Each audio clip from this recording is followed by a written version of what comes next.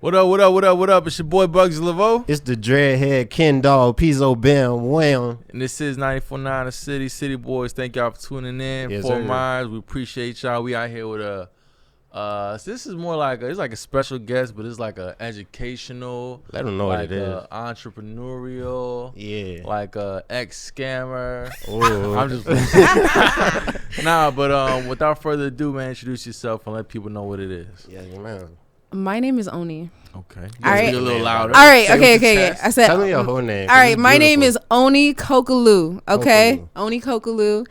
I do not have a fancy intro. I'm just me, baby. That's it. And what do you do exactly? I do digital marketing, aka voodoo. Voodoo. All right.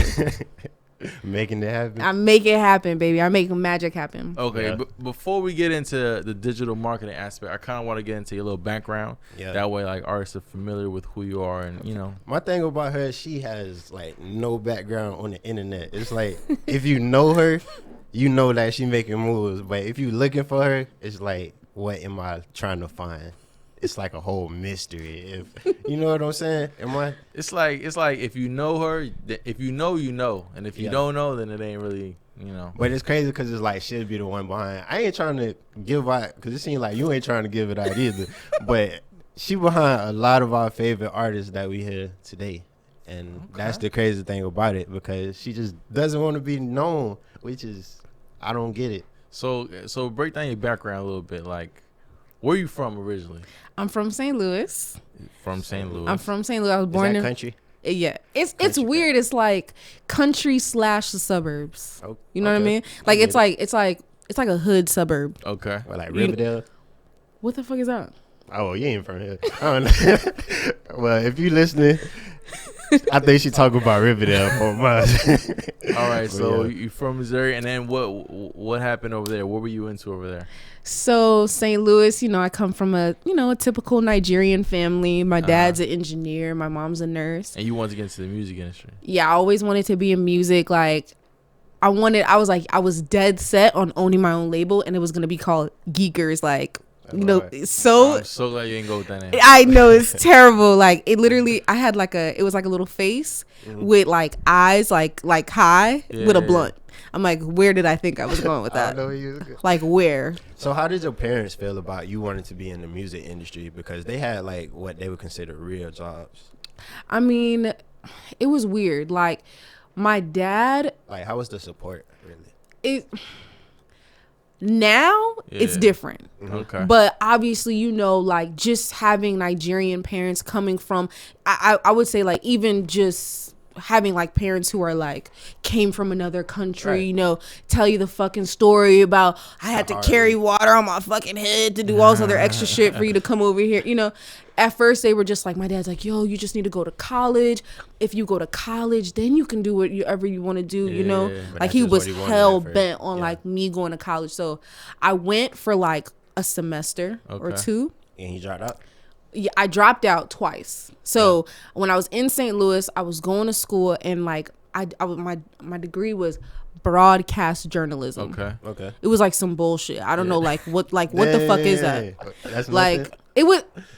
I changed Nah, it like keep it 50 real. times. No, I changed Yeah. it like 50. Like I feel like every week I was like, I went to the counselor like, I think I should do psychology this week, or Yeah. actually no, like Communications, communications. Like they're like, well, you don't even have any fucking credits, so like you should just stick with whatever you got, Yeah, core class. So at first, they weren't really supportive of that because they just, but not because they didn't want me to pursue my dreams, but more so out of fear. Right. You know what I Like, mean? what's practical and what's not? Exactly. Like I feel like our parents, like older people, like our older generations, they operate off of fear model. It's like, okay, hey, you should do this because you don't want to like, it's too much gambling. Yeah. I like to gamble. I'm a risk taker, so. When did you like become that risk taker? Like when you have like parents that's so like structured, and I don't know if they were strict, but it kind of they were very strict. Like I it's always couldn't. like that with like I got a few homeboys, they parents like first generation stuff like that, and they like very strict on how they want their child to act. So it's like, how would it be? It's that type of hard. It's situation? hard because it's like you're asking someone who grew up in a place where like girls don't even go out after dark. You know what I mean? Right, At a certain right. time, like even people in general, like you don't leave your house. Like after a certain time, it just life was just completely different. Like my friends who I went to high school with, their parents didn't give a fuck what they did. Right. Half the time their parents weren't even home. You Yeah. know, so it was just like And that plays a part in like how you turn out as an adult. exactly. So my parents being so strict on me, what it did was like, I feel like when your parents are really strict on you, it either does one of two things. Which It either makes you fall straight in line or like complete sneaky like crazy. And me, I was bad. Like Yeah. it was crazy because it's like my parents both work nights and You was out here partying. yo, when I Wilding tell out. you that I used to Molly. have the craziest parties at my house, Yeah. and one day I got caught. Nah, you got caught by your parents. Yes, my dad came home Ooh, early. ass Son, whooping. mind you, I had my little brothers and sisters like directing traffic in the street. Like, No, you park up. You It was thugging. crazy. You thugging. I was so bad. thugging. That's I was crazy. thugging. So with now with that being said, how did you find your way into like the music industry?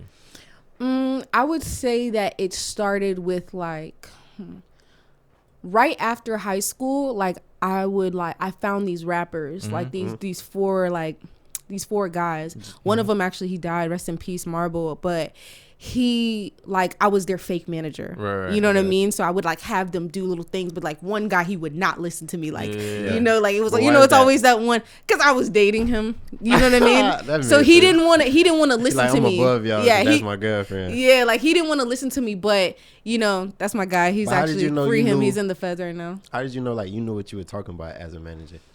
I don't think I did. Yeah. I think I just was like, I just felt like, you know what, this is the right thing. And I think this is what we should do. You know, I just felt like I always had a unique way of looking at like getting yourself out there. Right. So you first know? time around, was it successful or what did you learn? I mean, I guess like this is around the time of like Roscoe Dash. Remember when Roscoe all the way Dash turned and up. Travis Mohawks. Porter was like, you know what I mean? Yeah. Like, I feel like what I learned from it is like, you have to kind of just go with your gut. Like, I don't like with music to me, like, there's no rule book. There's Right. no way. It's not like when you do engineering where it's like, okay, X plus Y equals Z every So time. always Like, be that it's same always answer, yeah. going to be a different scenario because it's different people, different agendas, different Right. different shit. So you just kind of just got to go with what you think. Okay, You know? so after managing these local artists, what did you do from there? So I went to college, Yeah. right?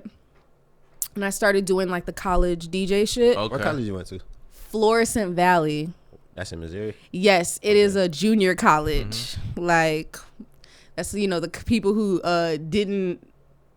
I don't know. You ain't Yeah. trying to slide. Just Right, like I cheap was just rap. like, oh, I'll just go to Flow Valley because I'll just go there. By the way, can I just put this out there? I have it out there. never seen my high school diploma till today. When I walked across the stage, the shit What? was empty. I'm not joking. Why was it empty? I don't know. They're just like, I'll give it to you later. To this day, I That's swear I ganky. don't know. I've never seen my high school diploma. I would have been Never. mad. I didn't give a fuck because I would have been mad because that's what I came here for. I wouldn't have came to the no, graduation. bro. Let me tell you something. I was 1,000% sure I wasn't graduating Oh, because So my it's counselor like was you'll like, give "Oh, a- you didn't take this class?" I'm like, "No." And they're like, "Oh, well, you're not gonna graduate." And somehow my shit got thrown in the mix. I wasn't asking no questions. Yeah. I wasn't going to ask like, "Hey, I didn't take." No, just sliding through. So after you dropped out of college, what did you end up doing So to get into like the music industry? okay, so after I kind of dropped, okay, actually, I had to keep college for a second to be able to get the internship at the label. So you at were Warner straight to the Brothers. label? just because it looked good? Or? No, because like at that time, like they stopped doing that thing where like you could just intern for somebody. You had Okay. to get school credit. Yeah. Oh, so that was your excuse. So that was my excuse. So it's funny. I did the same exact thing to get into radio. I signed up for like an interning class at FGCU, and I took that little paperwork and I started interning at the hip hop station. And But so I you never can do went to that? the class. no way. Yeah, I Y'all can never do went. that? Like just because you go to school, you could be like, An "Hey, intern. I go to school. I'm finna intern." Well, Yeah, I want to pretty intern. much. Yeah, that's Is it easier that way? Like, does it It's- always happen? Because what happens is like sometimes people take advantage of interns. So like they need kind of like, it's supposed to be, I don't know, it's supposed to make it like technical, like, okay, like, oh, you're getting a college credit, you're not just working for free, like on some type shit like that. So like, what do you learn? Like, because I would imagine most interns just being assistants. Like, I mean, you don't learn nothing, bro. Yeah. So you just really are assistant. You coffee grabber. Grab that pretty coffee. much. It was Open my door. It was like You gotta at the finesse your radio when I was at the radio station in St. Louis and I was interning, I was doing commercials and shit like that. Yeah. And Okay, that's I lit. would do like the promo events. So like, you know how like they'd be like, oh, meet us at the radio station, like meet the radio station at this place. So I would do that. So he put you to work though. So I was actually doing like real shit. Like but then when I went to the label in New York, like that's All when right, hold on. We moving too fast. Hold on. So you went to college, dropped out, and then you worked for the radio station? Okay. Or interned at the radio station? No. I was in college in St. Louis, worked for the radio station for a second, but interning. Then I left. Why you don't want to do radio anymore? I had a conversation with this woman and she was telling me about how like The business side? she was telling me about the business side of shit, and she was like, listen, Onyi, like you could be a VJ, you could be a host, but you're gonna be fighting to stay relevant. Why not just do the business side? So how'd you end up from there all the way to New York? Like, So what I did was I applied to internship, made up addresses in New York and LA, and I said, because I was just tired of St. Louis, because I always felt like, because I went to Africa so young and I saw the world like as a young kid, I'm like, there's so much more in the world. Like I can't stay in St. Louis. Gotcha. You know what I'm saying? Like I can't. Like it's, you know, like you, like once you start like going across the globe, you're like, yo, what the fuck? Like I can't stay in St. Louis. Like nobody here thinks like me. Nobody. Like I mean, it's different now. It's mad progressive now. Like shout out to all the people in St. Louis doing their thing. But you know, I just had to go. At the time, it wasn't you. So I made up addresses and thing, and I said, whoever calls me first, I'm skating. okay. So And who called you first? New York. What could you say what label? Yeah, Warner Brothers. Okay. So you started interning at Warner Brothers? What was that called like? Was it just like, hey, you can intern with us, or was it like a moment? How was that? I mean, I almost fell on the floor. Like they were like, hey, like, hey, can you come in for, like, they were like, oh, can you come in for an interview next week? And I'm like, oh yeah, I'll be there. Yeah. But on You're the still inside, in Missouri at the time, right? I'm still in Missouri. I don't know shit this time. I'm like, You a thug. mind you, I'd never been to New York a day in my life. Yeah. Never. Like, never been to New York. Straight out the country, going to the city. Facts. So when you went over there, what they have you do? Like, what was your role? Okay, so when I first went there, I was doing digital marketing. So, but it wasn't like, so what I was doing, I was helping control like artist Facebooks. Yeah. And then like tracking numbers. Okay. Which I hated. Okay. 1,000,000%. But I did it. Like, so like, let's say it was a YouTube video, right? This is before like all these fancy programs came out that track, you know, analytics and all that kind of stuff. So what I would do is like, okay, if Gucci put out a video, it'd be like, okay, he got 1 million views this week, 1,100,000, 1,100,000, whatever, 100,000, like that type of shit. I would come up with like creative like ideas for little shit that we could do on digital. And I was just a butterfly. So I just like, I made friends with everybody. Yeah. You know, so after I was done with the guy Alex who hired me, like for interning, I did everything. So I would go in the marketing department, I would go to radio, I would do like anything, and I just anything available, I was doing it. Did that turn into a job eventually? Okay, so I interned for like a long time. I think I interned probably for like almost a year and a half. What were you doing for money? Bro, it's so crazy. Like I would just do little things here and there, but I didn't have any money. Like I was broke. Like I didn't have any money, but it's so crazy because I never really felt broke. Yeah. You know what I mean? Because I was happy. The most amazing thing in life is to do something that you love and not like, and like, of course, like who wouldn't want to have money, right? Yeah. But I never really felt it when I was younger. Like at that time, I'm like 21, 22, 23. Yeah. I'm like, it would be crazy though. I'm not gonna lie. I used to find money on the floor all the time. Like I'd be walking on the street and just find $100. Like it's just crazy. Like I'd be like, yo, what the fuck is happening? This shit is crazy. I was, like it was crazy. Like, but yeah, I wasn't thinking about money at that time. So then it turned into a job, you said? So eventually Sherry Bryant, who she's like she's over at Alamo, Okay. but Alamo wasn't even a thought at that time. But she helped me get a job with this woman named Emmanuel. Okay. So I worked in video production. Okay. For like 3 months. What was that like? I It hated seemed it. like you was around. To be honest, I hated it. I was terrible. Like, were you doing cameraman work or? No, so like I remember like my first day of work, I think we did like, oh my gosh, whose video? Yo, I've done so many fucking videos. Like, If I watch this videos? video, I'm gonna be so hyped. I'm gonna yo, look it up. I remember doing I think it was a TI video. Oh, It was yeah. somebody's video. Yeah. Like I was working on the video and I just like, it was a lot. And I wasn't expecting that because when you're an intern, it's like I had a lot of responsibility. Right. Right. But my responsibilities, like I worked very hard, Right. but it's not the same as when like it's your fucking responsibility. Yeah, now they paying you, so they You know what I'm saying? expect- So yeah. they expect a lot. So what happened was that I found this artist named Giovanni. Okay.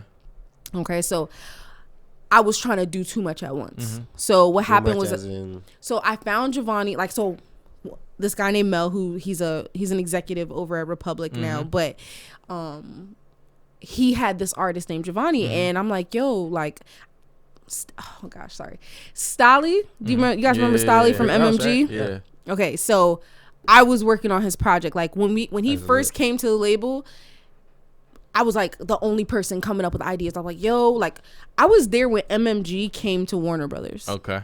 So like that wasn't a thing yet. Like Ross brought them over. So you the one to help drop Pill from MG. Oh my God. You got Pill drop, bro. No, hell no. Dang. Like I was part of the Pill. crew that put together. Do you guys remember that? Like when Omarion like All that. I remember seeing Omarion release like a dance video when he was like walking. Omarion was. he's doing some- we did like Oh my we God. did like a we had come up with Ross had come up with this like press conference. Yeah. That was so And- awkward. No, I I was You know why helping behind Omarion that. joined MMG? I feel like looking at it now, it's like I don't think that was a good mix. You know what? I would say that like for Ross, like I feel like that was very progressive of him. Yeah. Cause he took like a chance, like cause That's a it was chance, yeah. he took a chance. He took a so chance. Industry that's so progressive. I felt like it was progressive. No, because who was doing that at that time? You're right. You're right. Who was doing that? And I think that helped Omarion. Like, I mean, he ended up, yeah. A little bit. I feel like it helped him for a second. It probably helped him rediscover who he was after that situation. Kind of like What do you think I like helped that. him more, the MMG signing or saying he gonna eat the booty like groceries? eat the booty like groceries. Yeah. All right, so you were working at Warner Brothers, right? Okay, no, this is Atlantic. So Atlantic. Warner Brothers Urban ended up getting rolled over into Atlantic. Okay. So at that time, that was like Meek. Like I was there for I'm a Boss. Like when that shit, like it was such a like. Yeah, key I moment. don't want to use the word legendary, but it was amazing for me because like sure. that was the first video Sherry took me to. I went to this before I even got the job. Yeah. Sherry took me to Philly as an intern. Yeah. And Drake, amen. It's a lot of bad bitches in the building. Sherry took me to that video shoot. Like as a kid, like it was amazing. Like I was like, yo, like it was crazy. And so how long were you working at Atlantic with Sherry? So I was interning with Sherry. And she like became like my family. So like I just kind of like anything she needed or outside of that I would help her with it. But I worked at Atlanta for like 3 months and then I didn't get fired. Okay, I didn't get fired, but I kind of got fired. It sounded like you got fired. I kind of got fired because do? they were just like, you're doing too much. But she's like, oh, like you're working on this artist that you have. Like my boss, oh, you're working at this artist. Like, oh, you think that's gonna, pay your bills and stuff like that. And then he ended up getting signed by Atlantic.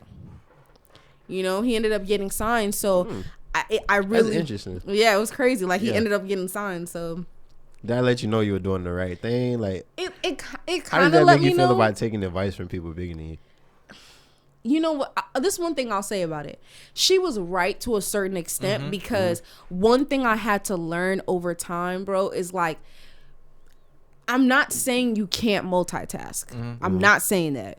But you really got to master certain things before you kind of move on to the next thing. But I never felt like that was for me, and I knew it wasn't. Yo, it's funny. Somebody told me that last week. They were like, nobody wants to hire a jack of all trades, pretty much. Like, yeah, like, and I felt like I was that person. Like, I literally felt like I was a jack of all trades for a long time. Well, why wouldn't someone want to, not to cut you off, why wouldn't someone want to hire someone because it's like, you don't, it's Is it not. because their focus isn't there or something?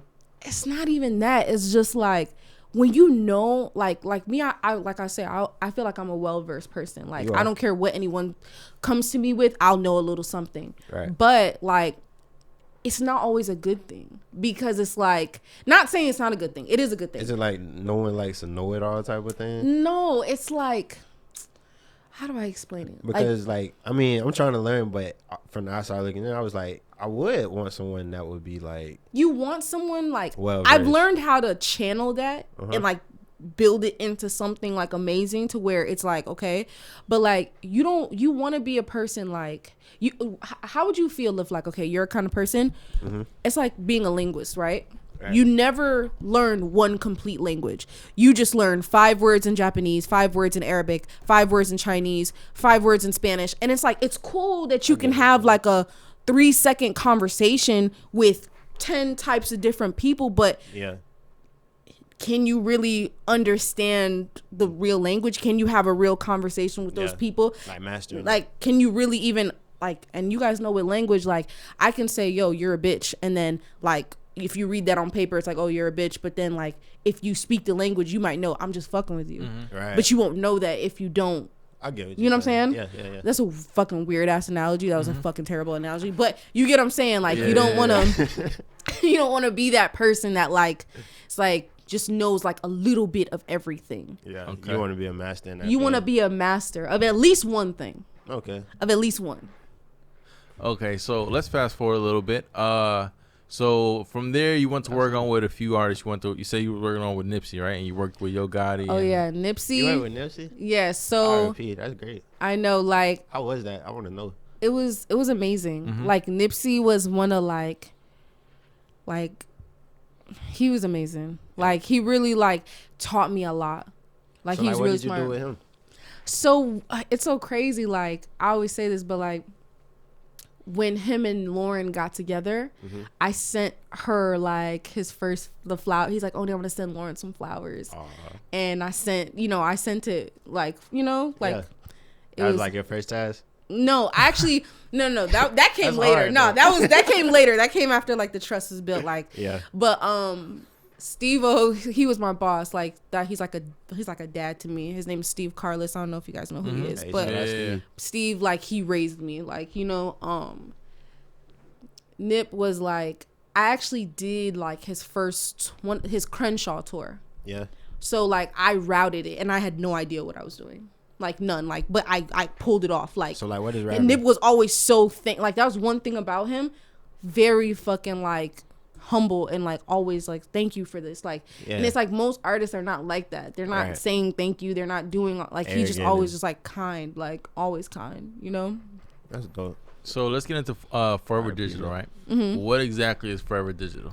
So Forever Digital is a multifaceted digital marketing agency. What does that mean? So we help artists from infancy up until elderly age. Yeah. So like starting careers. Like, I have a lot of artists that'll come to me and say, Onyi, I have all this music, but I don't know what to do with it. What do I do? And I'll tell them, okay, hey, look, I'll help you. I'll distribute your music for you. I'll help you with your branding. I'll put your packaging together for you and kind of just help you roll out from there. Yeah. How important do you think a digital marketing company is? Like all right, so say I'm a new artist. Do you think like, what should I worry about hiring someone like you or like a manager first? Or do you think how big of a role do you guys play in the artist career? I mean, for me, like, I really feel like artists should stop looking for managers. Right. That's just my personal opinion. Why? I know, like, even some people on my team may feel a little bit different, but for me, I feel like when you're looking for, as an artist, your focus should be your music, right? Getting your music together, getting those things. But like, what happens is sometimes artists are like, yeah, I need a manager. No, you don't fucking need a manager. You don't have shit to manage. Right. You don't got anything going on. You know what I'm saying? Like, you don't have shit going on. You have to focus on building your shit from ground up. Because what happens is, like, we as humans, like, we always say to ourselves, oh, I need this. I need this to be able to do this. You actually do not. You need yourself. That's who you need. So how does your role differ from a manager? I mean, I guess technically in a way, like, I can function as a manager, like, as far as like giving advice, like helping, like, you know, building, you know, rollout. But I do advise my artists that are young, like, you don't need a team of 8 people that all do one thing. Like, you don't need that. Like, I always feel like whenever people have too big of a team, like, nothing gets done because it's like you're always playing like hot potato or some shit. So say I'm a new artist and I approach you guys and I'm like, hey, I want more eyes on my music, right? How would the process go about? How would we go about doing it? Well, the first thing I would ask you is, like, what's your narrative? Right. What's your story? Like, what are we selling? Like, who the fuck are you? That's real. You know, like, what, like, That's because for me to be able to market you, I have to know what it is that you're, like, what are you putting out there to the world? Yeah, where are you coming from? Where are you coming from? So I know where to put you, you know, because if you're a person who makes anime music, I'm just making this shit up. Yeah. Why the fuck would I put you in front of Gucci Man fans? Right. It wouldn't make sense for you. But how do you go about putting people's music in front of, like, how do you guys, like, do you guys do it through Instagram ads or just like? I mean, we use it's a multitude of things. Like, I feel like we kind of play on every level. So as far as, like, yeah, we'll run ads, and like sometimes, like, I normally don't like to run ads, to be honest. So I do it, but I don't really like it. It depends on which platform. So, for example, they're beneficial or they're no, they're definitely beneficial. Like, this is the thing, right, with marketing. If you put something in front of the right person's eyes, it will not be offensive. And when I say offensive, I mean, like, let's say you're on your computer and you see an ad for, like, you know, bowel movement, like diapers, like fucking, like, old people panties or some shit, right? You're gonna be like, why the fuck is this shit on my shit? Right. Because it's like, it's not for you. Yeah. Or I mean, Right. is it? I mean, is it like, you know? Nah, I ain't that old. You good? Nah, just Like, I get what you saying. Yeah, you don't want it. But if it's something that you would be actually, like, interested in, then it makes sense. Right. You know what I'm saying? So I just like with Facebook, I love Facebook ads. I feel Those are like my Facebook works, those are my favorite ads. Yeah. Facebook, a video view campaign, I'll run those forever, because to me, I feel like certain platforms are for certain things. Like with Facebook, like, I feel like, okay, if you want to build a real core fan base, I feel like Facebook is a great place to start. Why is that? I kind of agree with that, because I have, like, all my family on Facebook, and that's just the only reason I can come up with. But why would Facebook be, like, a great place to start for a new artist? I don't know. I feel like as opposed to, like, Twitter and Instagram, because I feel like that would be, like, where Twitter. You know what's crazy? I actually do love Twitter a lot. I do too. Because I feel like a lot of organic conversation happens there. A lot of stuff to me, this is my opinion. A lot of shit goes viral on Facebook and Twitter first, and then bleeds into the other places. That's just what I think. But I just feel like on every platform, people are like a different person. I feel like on Facebook, I feel like people are more real. I don't know. Like, I just feel like, I don't know. You don't want to see Twitter me. I be getting me. Yeah, no, I know people do get ratchet on Twitter. I be like, I don't be saying too much on Twitter, on my Twitter, but that's like, people, I read a lot, and I'm like, damn, people be saying some real shit on this fucking shit. Okay, so I got a question, right? So I'm on the website, and here I see that one of your services is live events. Exactly what is that? Like, can you get people paid shows? Like, how does that work? So it kind of just depends on where the artist is in their career, but we've been able to kind of like set people up with like South by Southwest stuff. Like we, like, right now where we're like venturing into is we're wanting to do like, okay, you know how people do those showcases, which I kind of hate them. We low-key do that a lot. But they do, that happens a lot out here. But what we're trying to do, I feel like they're a waste of time. They are if they're not done correctly. Okay. Like, if you meet with like these A&R, like for example, I have friends who are A&Rs, right?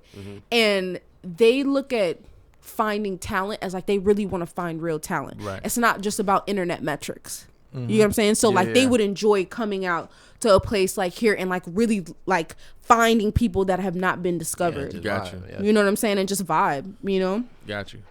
Another service here real quick is label services, right? What exactly is label services? So like if you come to me and you're like, hey Oni, and I see like, okay, obviously I see a multitude of type of artists, like shitty artists, dope artists, you know, artists who I'm like, oh shit, you don't even know what you have. Like you have something special. I can upstream it. I can call hey, you know, I have friends everywhere. Yeah. Like, you know, like I told you, one of my best friends is an executive at Republic and he has a label. So if I tell him like, yo, Mel, like this dude's fire, he's gonna listen to it. It's gonna be a real ear. Like she's like a sister to me. Her name is Lanre Gaba. She's over at Atlantic. She's like the head of like A&R operations over there. Like if anything I send her, she's gonna be like, okay, let me take a listen to this, you know. Important to have a relationship like that. Yeah, no, like, but I've culminated, like, is that a real fucking word? It is now, yeah. Okay. No, that is cultivated. That's the word I meant to say cultivated, right? Is that culminated? You know when you try and sound too smart? Okay, yeah. I feel you. I do it all the time. I've had all these wonderful, amazing relationships, and I have never really used them other than just like doing shit for, like, if Lanre needs a favor, I'll do it. If Sherry needs something, I'll do it. If Mel needs something, but I never really like, you know. Yeah. I'm not really catching on it. Do you feel like a record label is necessary in today's day and age? Because why can't I say I'm an artist, right? Why can't I just hire like someone, you know, that will help me get on radio? Then I can hire you. First of all, we ain't talking no radio shit in here. You hear me? Yeah. Okay. All right. What kind of issue we talking in here? Listen, to all my indie artists out there, do not spend money on radio. Do you hear me? Do not spend. And I'm not just telling you that because I want your money. Okay, we want your money now. Because I want your money, but I'm not that way. But why not though? Break it down. Because that's it's a strong just claim. Yeah, people need to know this though. I feel like, especially people who have like a quote unquote a budget, because I do meet a lot of, and this is shade, I meet a lot of people who tell me they have investors, and then investors have everything but money. But anyway. Big palm tree shade. But one thing I'll say is like with radio, right? I feel like the reason why people want to do radio, because it's like something they feel like they can touch. We're like a type of people that we want to be able to like see what we're doing. Right. You know what I mean? Sometimes like digital almost feels like a black hole. Right. It's like, okay, like I'm spending money on digital, but it's like, is it really working? Is it, you know, with radio, I feel like, okay, you could turn on the radio and you can listen to the song. That instant gratification. But it's an instant gratification, but it doesn't make sense. Okay. It doesn't make sense because it's like you have, okay, so the internet, right? Yeah. YouTube. You now have a direct access to millions of people, billions of people. You don't need that. And to me, it's not even cost effective because most people do not even have enough money to do what it takes to do a real radio campaign. And half the times DJs want to see a record is already naturally moving before they support it. I see that happen. You know what I'm saying? Yeah. Like, even if you're able to get a few things here and there, I just don't ever see it work out for artists. I don't. Like, I've never heard of an artist that did an independent radio campaign and it worked for them. And what would be like a radio campaign? Like just paying a station? So basically, like you might pay like and it depends. Like I've met some like people who do independent radio who are really good. Right. But it's still like, it's one of those things to me, it's more like a hustle. Okay. You know what I mean? Like, and I'm, you know, I'm not trying to shit on nobody's like grind, but I just hate like when it's like almost like I feel like a ER. Like I feel like people come to me and they're like, oh, Oni, I just spent $30,000 on a radio campaign and nothing happened. You know what I mean? And it's just like, I'm so sorry that happened to you. You know what I'm saying? But I get why people do it because it sounds like it works in theory. Do you get what I'm saying? Yeah. Like, but what are you spending like $30,000 on just for them, like just for us to play it? Like, what is the radio campaign doing for an artist? I mean, BDS, media-based spins or whatever. Because like, what happens is like if you get spins, like there's someone at the label who is looking up like to see who's getting radio play. My thing is like, aren't you supposed to? Don't you like make money off of like getting your song played on the radio? Like if you had like your ASCAP or whatever together, like the BMI or whatever. I think that's so minuscule. Yeah, like, but I'm not sure. Because like, so I don't want to speak like, on that. But I've never heard of anyone being like, "Yo, I just got rich off that radio campaign." I just see it as like you spending all this money that you could be making on money that's supposed to like.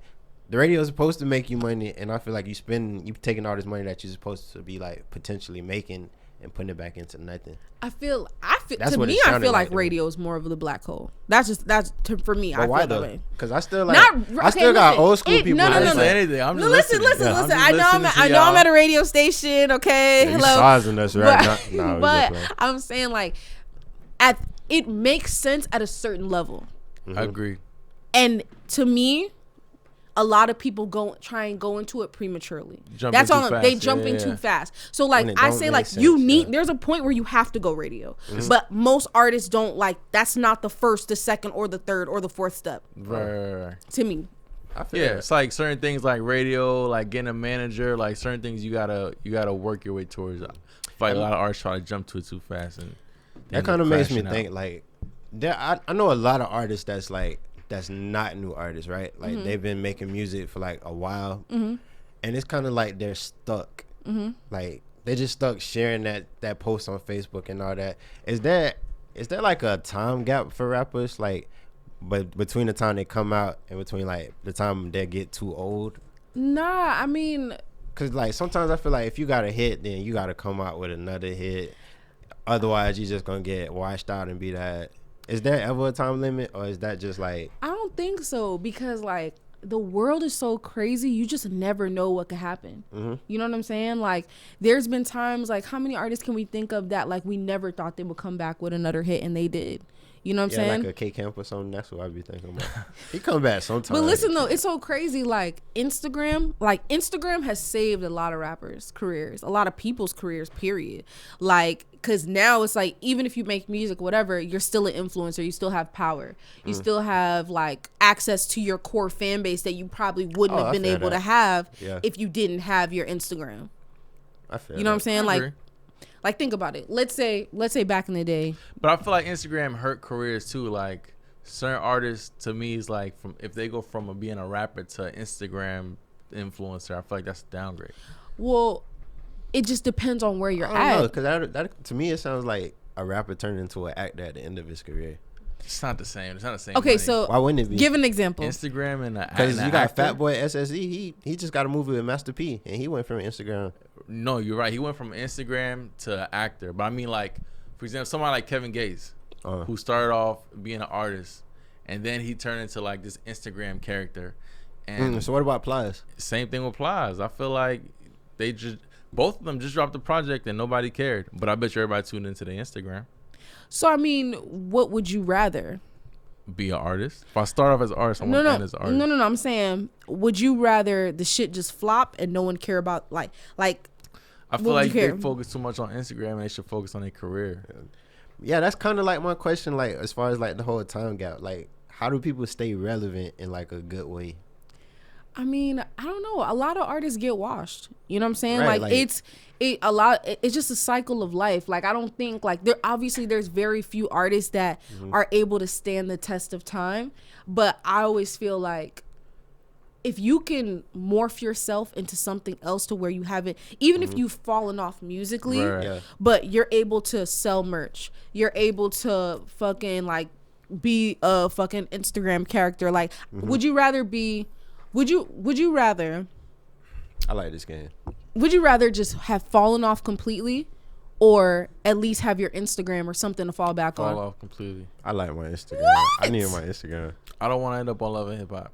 No, I feel you on that. You just made me think. I feel you on that, but do you know how hard it's gonna be? Like, do you know how rough it is to have a hit and then like try and integrate back into regular life? Nah, that's what I'm saying though. Like, so I'd rather take the chameleonaire route and just be an investor. No. So but everyone's not as most artists. Fuck artists. Most people are dumb. Like, you know what I'm saying? Like most people, they don't think that way. I got a question for you. Wrapping up. This is like marketing, like I feel like you'll give me a great answer for this. So like Lil Nas X, right? So like from my understanding, the way that he blew up was like through TikTok, through memes, through Twitter. Do you feel like that's like now? What is your take on that? I think it's amazing. I think people underestimate how powerful people's influence are. People like you, people like me, people like, I think people underestimate how powerful that shit is. Do you feel like that's like the new way now of gaining a buzz as like opposed marketing? To using influencers? I think it's definitely a path. I definitely think it's a channel. It's a way. It's one facet of it. Because I feel like it's multifaceted. Like you have to really do things on all levels. You know what I mean? Yeah. Like you said, you got to do your memes. If you do your ads, you're placing your shit in the right place. Right. Like you have people creating content based off of your record, and then it'll just snowball and happen naturally. So yeah, I do think that.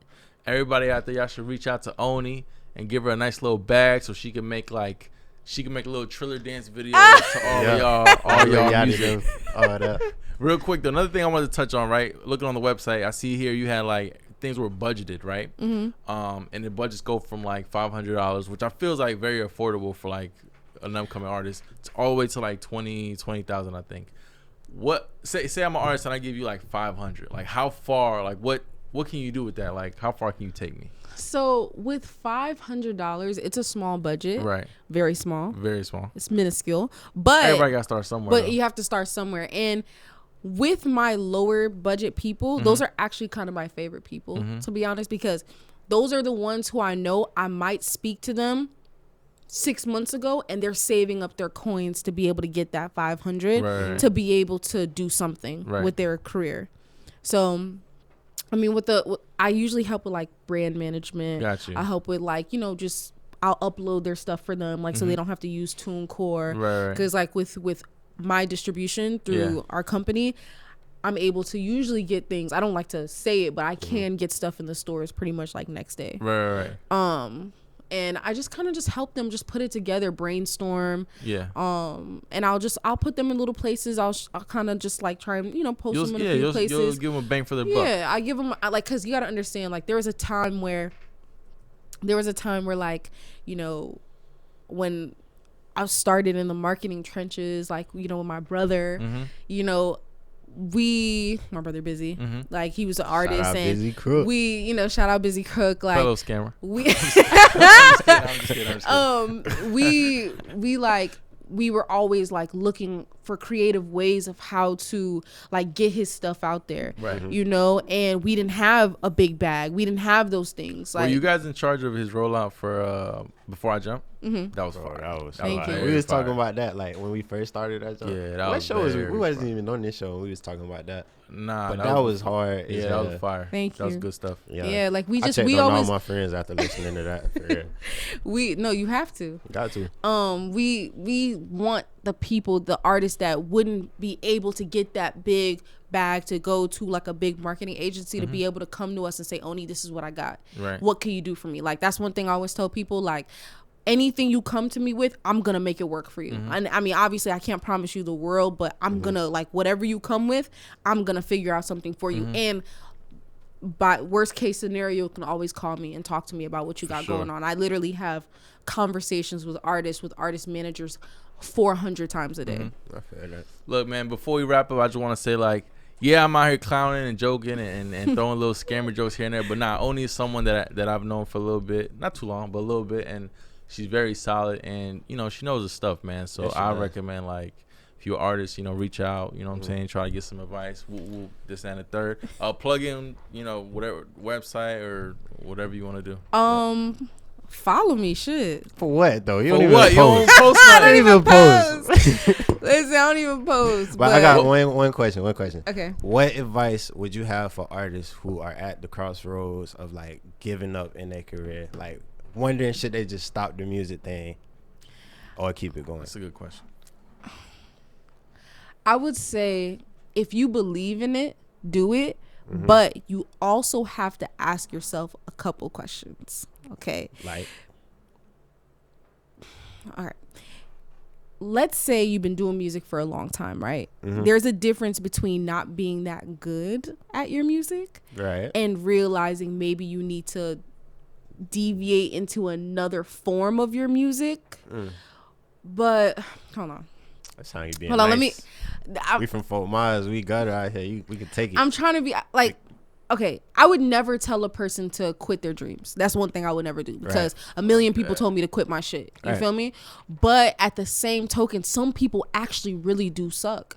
You know what I'm saying? Like, and that's just the facts of life. That's life, yeah. But Survival I've seen songs that are fucking terrible make people millions of dollars. So I can't tell you to quit. I'm gonna tell you, if you fucking if that boom bap ass shit that you're doing is, you feel you believe in it, keep doing it. Like, shit, you never know what could happen. That you just approaches, you literally just, you never know what could happen.